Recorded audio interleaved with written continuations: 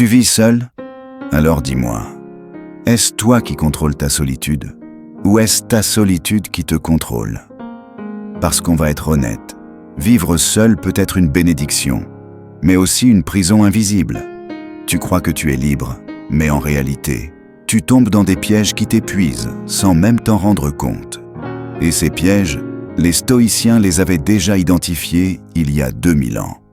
Aujourd'hui, je vais te montrer 7 erreurs que tu dois absolument éviter si tu veux transformer ta solitude en force et non en faiblesse. Et crois-moi, si tu arrives à les corriger, ta vie seule ne sera plus jamais un poids. Elle deviendra une forge. Commençons par la première erreur, la plus courante, la plus sournoise, fuir le silence. Parce que c'est souvent dans le silence que ton esprit révèle qui tu es vraiment et que tu découvres si tu as la force de rester face à toi-même. Imagine, tu rentres chez toi après une longue journée, tu poses ton sac, tu t'affales sur le canapé et immédiatement, tu allumes quelque chose. La télé, la musique, une vidéo en fond. Tu ne la regardes même pas vraiment, mais tu as besoin qu'elle soit là. Pourquoi? Parce que le silence te fait peur. Et c'est une erreur. Une erreur que les stoïciens nous aurions invités à affronter en priorité. Marc Aurèle, dans ses Pensées pour moi-même, disait « L'homme se retire en lui-même plus souvent qu'en tout autre lieu ». Il ne parlait pas d'une fuite, mais d'un retour vers ce lieu intérieur, ce calme qui nous appartient. Mais aujourd'hui, beaucoup n'osent plus y aller, parce que dès que le silence s'installe, il met en lumière nos pensées, nos doutes, nos regrets. Alors on fruit, en soi, surcomble, surmasque. Le problème, c'est que plus tu fuis le silence, plus tu deviens dépendant du bruit. Et ce bruit devient une drogue. Il ne te laisse plus jamais tranquille. Le silence est un miroir. Et comme tout miroir, il ne ment pas. Quand tu es seul avec toi-même, tu vois ce que tu es vraiment, sans décor, sans rôle, sans masque. Ça peut être inconfortable. Tu peux y voir de la colère non exprimée, de la tristesse, des regrets. Mais si tu refuses de regarder, tu refuses de travailler sur toi. Les stoïciens, eux, savaient que le silence est une forge. C'est là que tu entends tes pensées et que tu apprends à les discipliner. Épictète nous rappelle « Ce qui trouble les hommes, ce ne sont pas les choses, mais les jugements qu'ils portent sur les choses. » Dans le silence, tu as la chance de voir ces jugements apparaître. C'est ton espace pour les observer, les comprendre, les reformuler. Aujourd'hui, la société nous pousse à fuir le silence en permanence. Pensez à votre téléphone. Dès que tu t'ennuies, tu scrolles. Dès qu'il y a un moment vide, tu l'occupes. Mais demande-toi, pourquoi? Pourquoi as-tu besoin de combler chaque minute? Parce qu'au fond, tu as peur de ce que tu vas entendre quand tout s'arrête. Et c'est exactement là que le stoïcien trouve sa force. Lui, il reste. Il affronte ce qui surgit dans le silence. Il transforme cette peur en entraînement. Je veux te proposer un exercice très concret. La prochaine fois que tu es seul, fais ce test. Coupe toute distraction artificielle. Pas de musique, pas d'écran, pas de notification. Mets-toi simplement assisté, dans une pièce calme. Fermez les yeux, respirez lentement, puis observez. Quelles pensées arrivent en premier? Est-ce des souvenirs, des inquiétudes, des jugements? Ne cherchez pas à les repousser. Regarde-les comme si tu étais un spectateur au théâtre. Au début, ça va te paraître insupportable. Ton esprit va crier « Je m'ennuie » ou « J'ai besoin de faire quelque chose ». C'est normal. C'est la preuve que tu es accro au bruit. Mais si tu tiens, même juste 15 minutes, tu vas commencer à voir une chose incroyable. Derrière le vacarme de tes pensées, il y a une forme de paix, une clarté, un espace intérieur. Et c'est exactement ce que Marc Aurèle appelait le calme de la citadelle intérieure. Vois la solitude et le silence comme une salle de sport mental. Tu ne peux pas construire ta force intérieure si tu refuses d'entrer dans cette salle. Sénèque disait « Personne n'est plus malheureux que celui qui ne sait pas être avec lui-même ». Si tu ne sais pas rester seul, si tu ne sais pas supporter le silence, tu ne seras jamais vraiment libre. Tu seras toujours dépendant de quelque chose d'extérieur pour te sentir si tu apprends à accueillir ce silence, à l'habiter, alors plus rien ne peut t'effrayer. Ni la solitude, ni l'absence, ni le vide. Voici un protocole simple que vous pouvez appliquer. Commence petit. 5 minutes de silence complet par jour. Pas plus. Habitue-toi. Augmente progressivement. Passe à 10 minutes, puis 15, puis 30. Utilisez un carnet. Après chaque séance, notez une pensée qui t'est venue. Cela deviendra ton journal stoïcien. Cherche le confort dans l'inconfort. Rappelle-toi que chaque minute passée dans ce silence est une victoire. Tu renforces ton esprit. Ne fuis plus le silence. Parce que si tu le fuis, tu fuis toi-même. Et comment peux-tu espérer vivre en paix avec le monde si tu n'arrives même pas à vivre en paix avec toi? Le stoïcien ne fuit pas le silence. Il l'accueille. Il est en fait un allié. Il le transforme en une arme. Alors, la prochaine fois que tu sens le besoin d'allumer une série juste pour éviter de penser, arrête-toi, respire et laisse le silence t'enseigner. Parce que dans le silence, tu découvres non pas un vide, mais ta vraie force. Tu sais ce qui détruit beaucoup de personnes qui vivent seules? Ce n'est pas le fait d'habiter seul. Ce n'est pas le silence de leur appartement. Ce n'est même pas l'absence de quelqu'un dans leur lit. C'est l'illusion qu'être seul égale être isolé. Et ça, c'est une erreur profonde. La solitude, c'est une situation physique. Tu es seul dans ta pièce, dans ta maison, dans ton quotidien. L'isolement, c'est un état intérieur. C'est quand tu crois que tu n'as plus de lien avec personne, que tu es coupé du monde, que tu ne comptes pas. Et la grande erreur, c'est de mélanger les deux. Marc Aurèle l'avait parfaitement exprimé. Nous sommes faits les uns pour les autres. C'est-à-dire, notre nature même est relationnelle. Même si tu vis seul, tu restes relié aux autres par ton humanité, par tes échanges, par ta simple présence dans le monde. Tu es comme un doigt de la main. Il peut bouger seul, mais il ne cesse jamais de faire partie de la main entière. Le problème, c'est que si tu crois que solitude égale isolement, tu t'enfermes toi-même dans une prison invisible. Tu te dis, personne ne se soucie de moi, je suis seul au monde, je dois me débrouiller sans personne. Et plus tu répètes ça, plus tu t'isoles psychologiquement, alors même que tu pourrais être relié aux autres. Sénèque écrivait « L'homme est une chose sacrée pour l'homme », c'est-à-dire, nous avons besoin les uns des autres.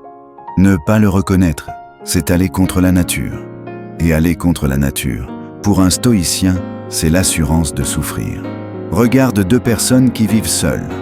La première, chaque matin, dit bonjour à son boulanger, prend le temps d'échanger 2 mots avec ses collègues, appelle un ami 1 fois par semaine. Elle vit seule, oui, mais elle ne se sent pas isolée. La deuxième, elle, s'enferme. Elle fait tout en ligne, parle à peine quand elle sort, refuse les invitations. Résultat, elle vit dans un mur invisible. Elle est persuadée que personne ne l'attend. Tu vois la différence? La solitude est la même, mais l'une est nourrissante, l'autre est destructrice. Les stoïciens n'ont jamais dit qu'il fallait éloigner des hommes. Au contraire, ils insistaient sur notre rôle dans la communauté. Épictète disait « Tu es un acteur dans une pièce qui dirige un autre ». Cela veut dire que tu as un rôle à jouer dans la pièce commune de l'humanité. Et même si tu vis seul, ton rôle existe toujours. Ton sourire peut améliorer la journée de quelqu'un. Ta parole peut t'apaiser. Ta simple présence, ton exemple, ton travail peut t'inspirer. Alors écoute bien, ne laisse jamais ta solitude se transformer en isolement. Voici un protocole simple. Chaque jour, crée un contact humain, même minuscule. Un bonjour, un sourire, un mot. Tu ne réalises pas la puissance de ces micro-liens. Chaque semaine, prends un vrai moment de connexion. Appelle un ami, rends visite à un proche, prends un café avec quelqu'un. Pas besoin que ce soit long. L'important, c'est la régularité. Sois utile. Aide quelqu'un, rends un service, propose ton aide. L'isolement disparaît quand tu vois que tu as une place, que tu peux contribuer. Beaucoup tombent dans l'orgueil de croire « Moi, je n'ai besoin de personne.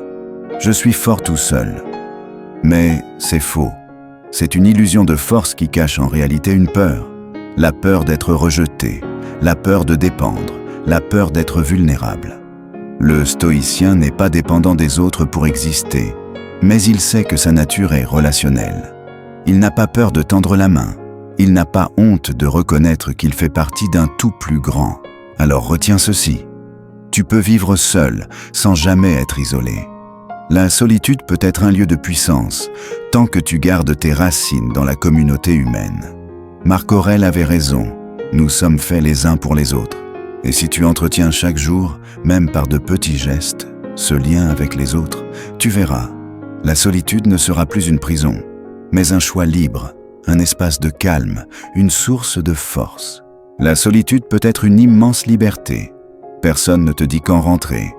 Personne ne critique vos choix. Personne ne surveille si tu te lèves tard ou si tu manges des chips devant Netflix à 2 heures du matin. Mais cette liberté, si elle n'est pas encadrée, devient vite un piège. Sans discipline, tu glisses doucement vers le chaos. Tout commence par de petits détails. Tu repousses ton réveil une première fois, puis 2. Tu te dis, ce n'est pas grave, je n'ai personne à attendre. Tu manges un repas rapide, puis tu en sautes un autre. Vous repoussez le rangement, le sport, les tâches importantes. Résultat, les jours s'enchaînent sans structure. Tu ne sais plus vraiment quel jour on est. Tu te sens fatigué sans raison. Tu as l'impression de perdre ton temps. Et c'est exactement ce que les stoïciens nous mettent en garde d'éviter. Sénèque l'écrivait, « Ce n'est pas parce que les choses sont difficiles que nous n'osons pas. C'est parce que nous n'osons pas qu'elles sont difficiles. » Autrement dit, si tu attends toujours d'être motivé pour agir, tu n'agiras jamais. Ce qui rend les choses difficiles, c'est ton manque d'élan, pas la difficulté en elle-même. Beaucoup pensent que la discipline, c'est une contrainte, une privation de liberté. Mais en réalité, c'est exactement l'inverse. La discipline est ce qui te libère de la tyrannie de tes pulsions. Car si tu n'as pas de règles, ce sont tes envies qui prennent le contrôle. Ton corps devient ton maître. Tes habitudes te gouvernent. Et crois-moi, ce maître-là est impitoyable. Il veut le confort immédiat, même si ça détruit ton futur. Le stoïcien, lui, a choisi la voie de la discipline, non pas pour souffrir inutilement, mais pour rester maître de lui-même. Marc Aurèle écrivait « La liberté, c'est la maîtrise de soi. » Et cette maîtrise commence par une structure quotidienne. Imaginez votre esprit comme une forteresse. Si tu n'as pas de mur, n'importe quelle distraction, n'importe quelle envie peut y entrer et prendre le contrôle. Ta discipline, ce sont ces murs. Ce sont les fondations qui respectent ta vie debout, même quand personne n'est là pour te rappeler à l'ordre. Et c'est encore plus vrai quand tu vis seul. Parce que quand tu es seul, il n'y a pas de regard extérieur pour te corriger. Il n'y a que toi. Tu dois devenir ton propre maître, ton propre juge, ton propre entraîneur. Imaginez 2 personnes vivantes seules. Personne A. Elle vit sans discipline. Elle se lève à n'importe quelle heure, mange quand elle a faim, passe ses soirées à scroller. Au début, elle pense être libre, mais rapidement, elle se sent fatiguée, sans énergie, désorganisée. Elle s'enferme dans une vie chaotique. Personne B. Elle vit avec discipline. Elle se lève chaque jour à heure fixe. Elle planifie ses repas. Elle note ses progrès. Elle s'offre même des moments de repos, mais choisis et consciencieux. Résultat, elle est plus forte, plus claire, plus sereine. Les 2 vivent seuls, mais l'une subit, l'autre s'élève. Voici quelques pratiques simples pour transformer votre solitude en force. Lève-toi à la même heure, tous les jours. Ton corps et ton esprit adorent la régularité. Ce geste seul peut transformer ton énergie. Structure ta journée. Pas besoin d'un agenda militaire. Mais divisez ton temps en blocs. Travail, repas, repos, activité physique, lecture. Cette structure devient votre filet de sécurité. Préparez vos repas à l'avance. Ce n'est pas seulement une question de santé, c'est aussi une manière de ne pas être esclave de tes envies soudaines. Écris chaque soir ce que tu as accompli. Pas besoin que ce soit grandiose. Même « j'ai fait mon lit »,« j'ai lu 10 pages », compte. Ce rituel te prouve chaque jour que tu avances. Pratique le petit effort volontaire. Choisir une petite discipline inconfortable chaque jour. Prendre une douche froide. Ranger avant de dormir. Marcher au lieu de prendre le bus. Ces petites victoires oublient ton caractère. Ne crois pas que la discipline est une chaîne. Elle est ton armure. Elle est ce qui te permet de rester solide dans le chaos, stable quand les tentations arrivent, clair quand ton esprit voudrait se disperser. Les stoïciens l'avaient compris. Tu ne peux pas être libre si tu n'as pas d'abord appris à te commander toi-même. Alors, retiens ceci. Quand tu vis seul, si tu négliges la discipline, tu deviens esclave de tes pulsions. Mais si tu cultives cette discipline, tu deviens ton propre maître. Ta solitude n'est plus un piège. Elle devient un terrain d'entraînement. Et cette armure que tu forges chaque jour, c'est elle qui te permettra de résister aux tempêtes de la vie. Souviens-toi des mots de Marc Aurèle. La liberté, c'est la maîtrise de soi. Alors, sois libre, sois maître, sois stoïcien. Quand tu vis seul, il y a une chose qui devient inévitable. Tes pensées prennent toute la place. Et crois-moi, si tu ne fais pas attention, ces pensées peuvent devenir ton pire ennemi. Imagine une pièce vide, avec seulement toi à l'intérieur. Chaque mot que tu dis résonne en écho. Il devient plus fort, plus présent. Eh bien, tes pensées fonctionnent pareil dans la solitude. Une inquiétude, une critique, une comparaison, au lieu de disparaître, elles tournent en boucle. Elles s'amplifient. Résultat, tu commences à croire à des choses qui ne sont pas vraies. Je suis seul, donc je suis inutile. Si personne ne m'appelle, c'est que je n'intéresse personne. Ma vie n'avance pas, je perds mon temps. Ces phrases ne sont que des jugements, mais si tu les répètes assez souvent, elles deviennent ta réalité intérieure. Épictète nous donne une leçon essentielle. Ce qui trouble les hommes, ce ne sont pas les choses, mais les jugements qu'ils portent sur les choses. Tu vois, la solitude en elle-même n'est pas douloureuse. Ce qui te fait souffrir, ce sont les jugements que tu y attaches. Je suis seul, c'est mal.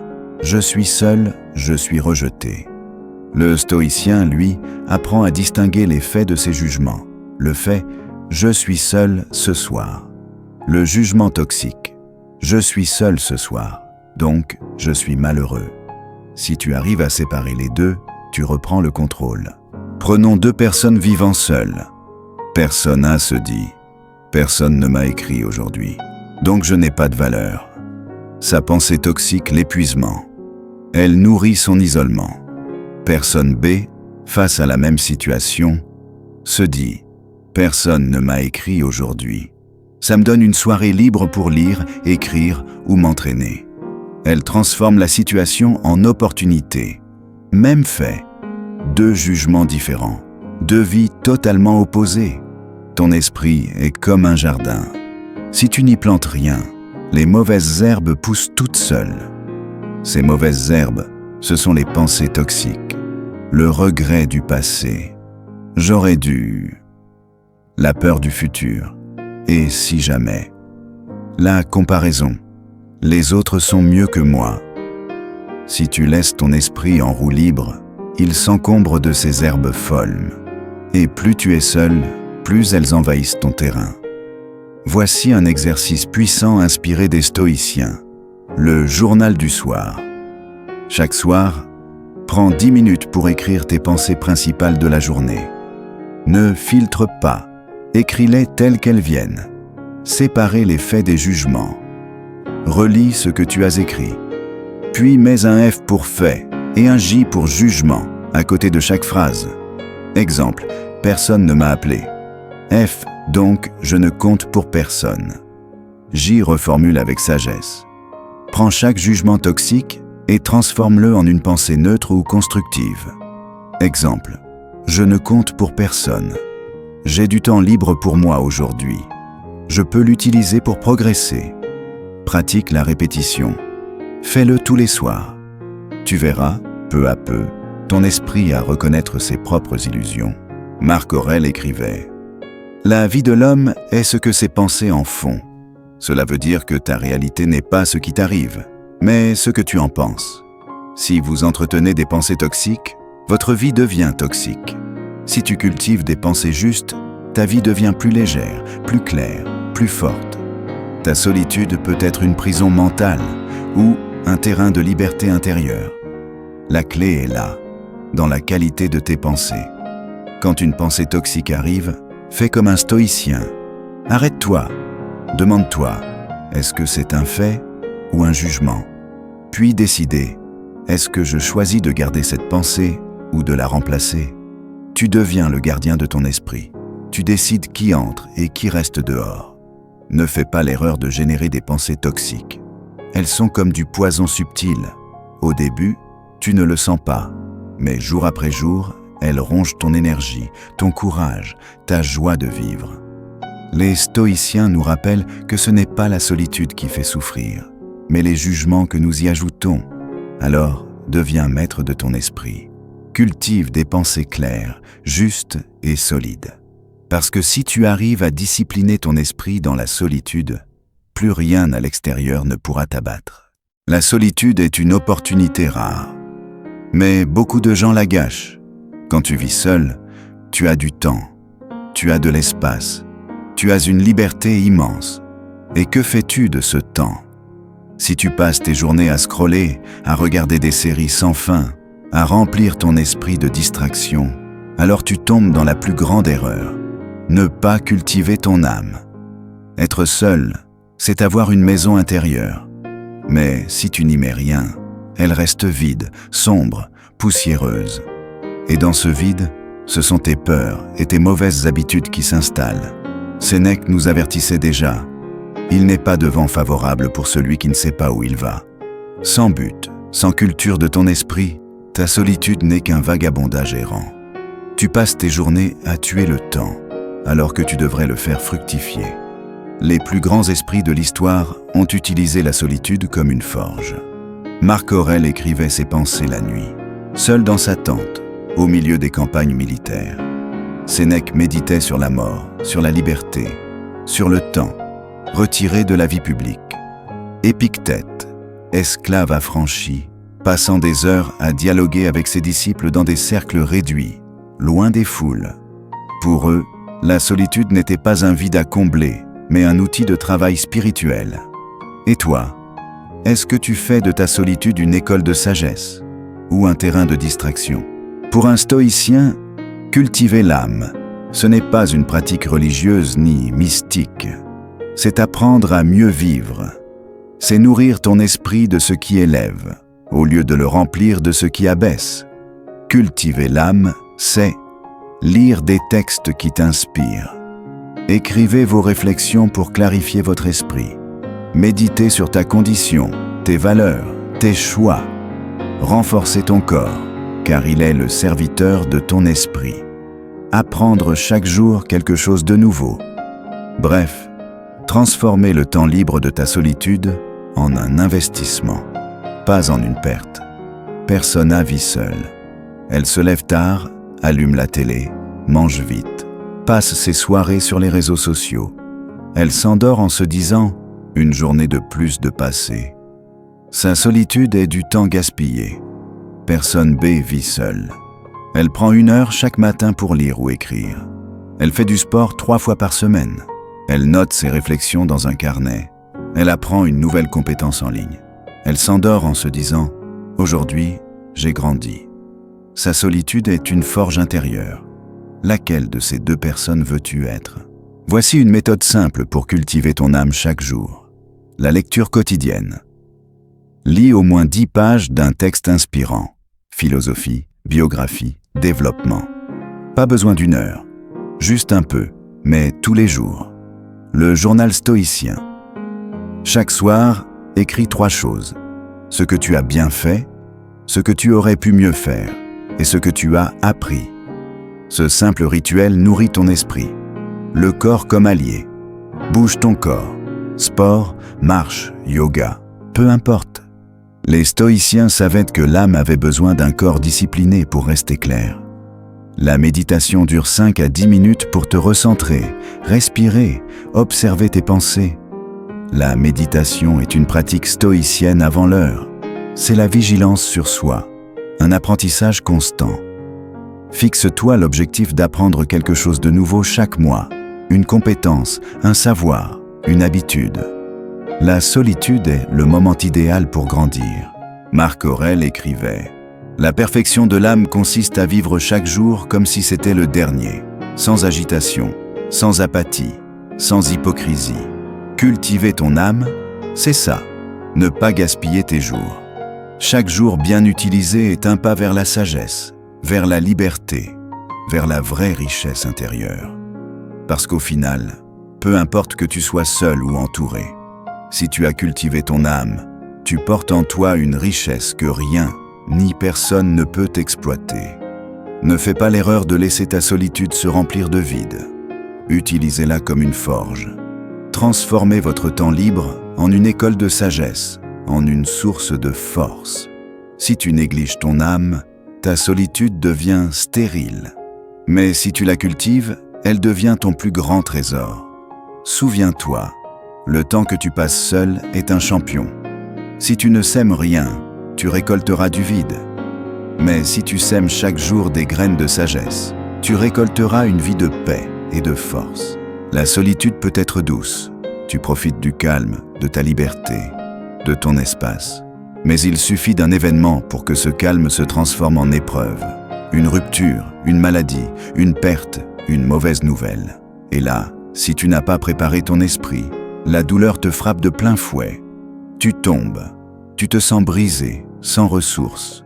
C'est l'erreur que beaucoup font, croire que la douleur n'arrivera pas, vivre comme si les coups de la vie n'existaient pas.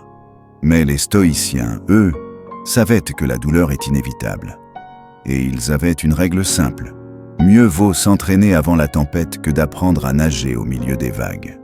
Sénèque écrivait « L'homme qui a su se préparer aux malheurs les plus grands peut supporter les moindres sans peine. » Et il savait de quoi il parlait.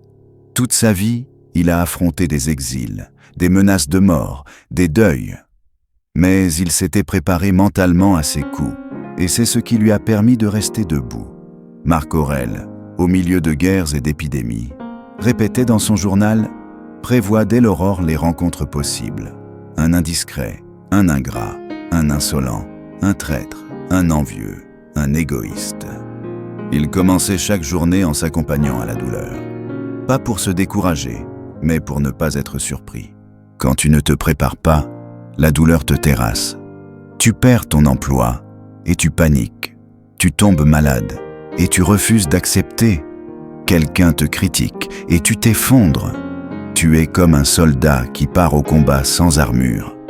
Mais le stoïcien, lui, se prépare chaque jour. Il sait que la douleur fait partie du jeu de la vie.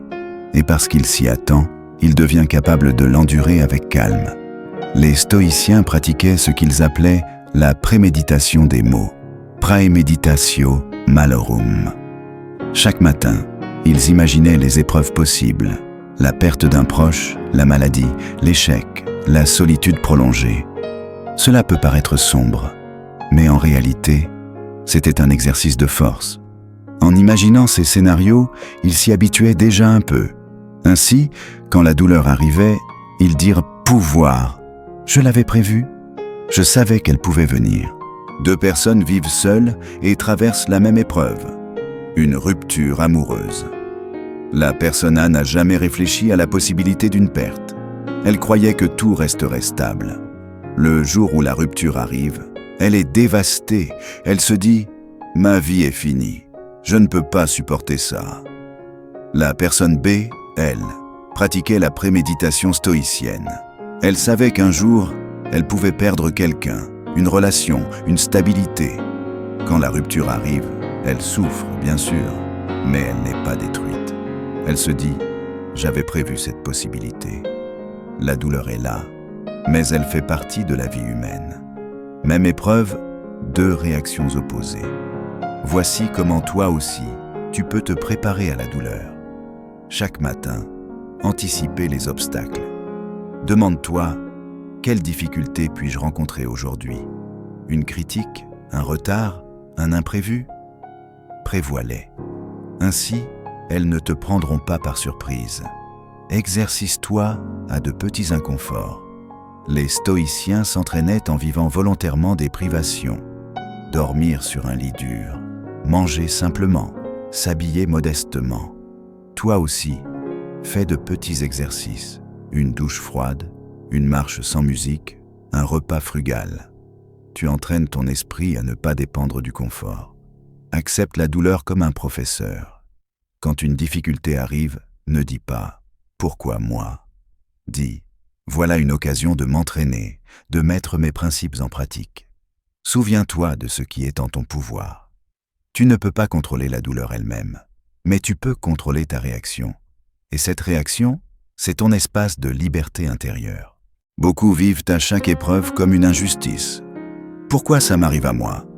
Mais pour les stoïciens, la douleur n'est pas une injustice. Elle est une partie de la condition humaine. Marc Aurèle écrivait « Ne dis pas « j'ai perdu cela ». Dis plutôt « je l'ai rendu ».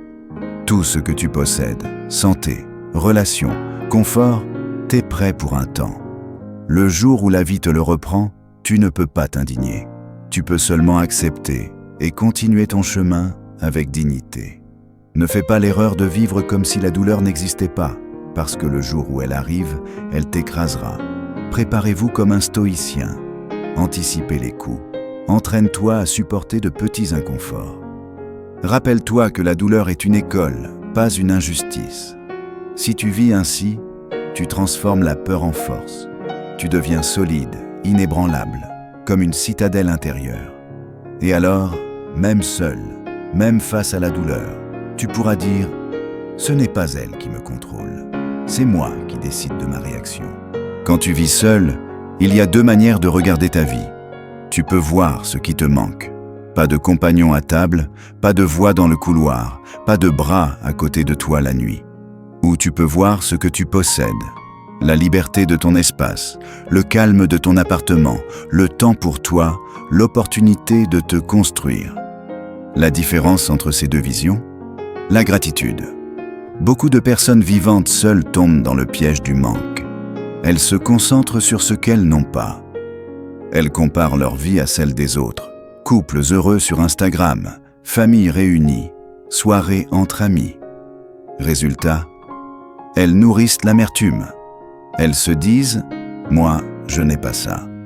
Donc je suis moins heureux. » Mais les stoïciens nous rappellent que ce n'est pas ce que tu n'as pas qui te rend malheureux. C'est ton incapacité à voir ce que tu as déjà.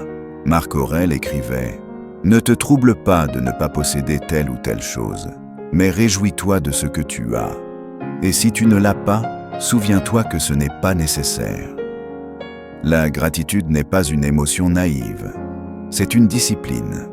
C'est une manière volontaire de diriger ton esprit vers l'abondance au lieu du manque. Même Sénèque le répétait. Il n'est pas pauvre celui qui possède peu, mais celui qui désire toujours plus. La vraie richesse n'est pas dans ce que tu accumules, mais dans la capacité à reconnaître la valeur de ce que tu possèdes déjà. Imaginez deux personnes vivantes seules dans le même appartement. Personne A rentre le soir et pense « Je mange encore seul. Ma maison est trop silencieuse, ma vie est vide. » Elle nourrit le manque.